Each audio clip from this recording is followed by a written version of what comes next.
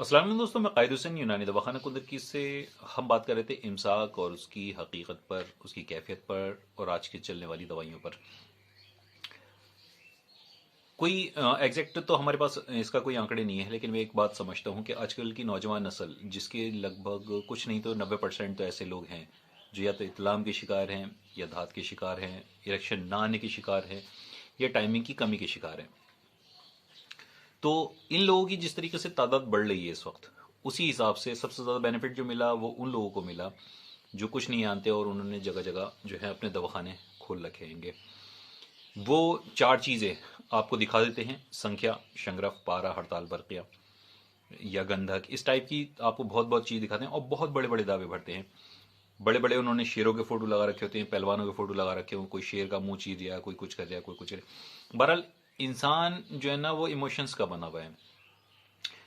हम नॉर्मल जो ज़िंदगी जीते हैं उसमें भूत नाम की कोई चीज़ नहीं होती, हम लोग नहीं डरते। लेकिन अगर एक इंसान को, उसी को जो नहीं डरता हो, लगातार आप एक हफ्ता या 10 दिन 15 दिन आप उसको रोज़ाना रात को कोई हॉरर फिल्म दिखा दो, तो फिर वो अपने घर में निकलते में भी डरने लगेगा। हालात वही हैं, लेकिन उसकी जहन की, उसकी सोच की कैफियत जो है वो बदल गई। तो लगातार जब हम इन चीज़ों को देखते हैं, इन दवाइयों को देखते हैं, ऐसे फोटोज़ को देखते हैं, तो हम उस तरफ को अट्रैक्ट होते हैं कि यार हाँ, इसमें कोई चीज़ है और ये हमें बिल्कुल एक इंसान से जो है ना बिल्कुल शेर बना देगी, घोड़ा बना देगी। गधे घोड़ों के फोटो होते हैं, सब चीज़ें होती हैं। हम उन चीज़ों की तरफ अट्रैक्ट हो जाते हैं और फिर जो है नतीजा उसका कुछ नहीं निकलता। क्योंकि यहाँ पर सारे मसले जो होते हैं, मैंने आपको बताया कि सारी चीज़ें जो होती हैं वो कैफियत के ऊपर होती हैं।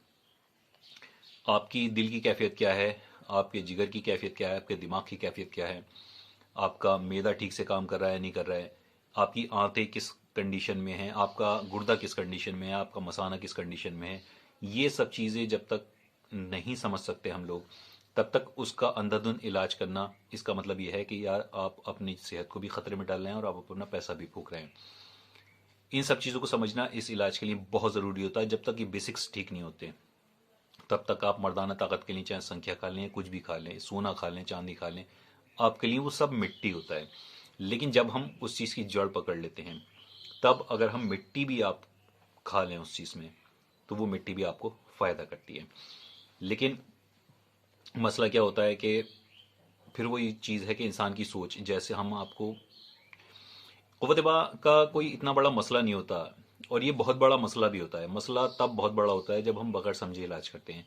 और मसला इतना बड़ा भी यूं नहीं होता, क्योंकि जब हम एक चीज़ का एक पॉइंट, एक जड़ पकड़ लेते हैं, तब उस पर अगर हम हल्की सी भी चोट मारेंगे तो वो वहाँ पर बिल्कुल ऐसे चोट लगेगी जैसे आपने लोहे के हथौड़े से किसी के ऊपर चोट मारी है। सारी चीज़ें जो होती हैं, मेन चीज़ें जो होती हैं, वो इस चीज़ को, कंडीशन को आपको समझना होता है। मेरे पास अक्सर मैसेज आते हैं, कॉल आती हैं। मैसेज ज़्यादा आते हैं कि हमारी कंडीशन ये है, आप दवाई भेज दीजिए। तो मैं उनसे अक्सर ये कहता हूँ कि आप मुझे कॉल कर लें, क्योंकि कॉल करने का मकसद सिर्फ इतना होता है कि आपकी कंडीशन को, आपकी जिस्मानी हालात को समझना, आपके बॉडी के अंदर के पार्ट्स को जो है वो समझना, और फिर उसके हिसाब से इलाज करना। सिर्फ मकसद ये होता है। मैं इस तरीके से नहीं करता कि आपने कहा मुझसे और मैंने यहाँ से आपको दवा भेज दी। ऐसे बहुत लोग हैं, आप आराम से दवाई मंगाइए, मुझे कोई फ़र्क नहीं पड़ता इन बातों से। मुझसे अगर आप दवाई मंगाएंगे तो मैं पहले आपकी कंडीशन को समझूंगा कि आपको आपके अंदर मसला है कहाँ और आपको किस तरह के इलाज की ज़रूरत है, या कौन सी दवाइयों की आपको ज़रूरत है। अगर आपको समझ में नहीं आता तो आप कहीं से भी इलाज करें, इस बात से ये आपका मसला है। आप मुझसे अगर इलाज करेंगे तो पहले मैं उस चीज़ को समझूंगा कि आपको मसला है कहाँ।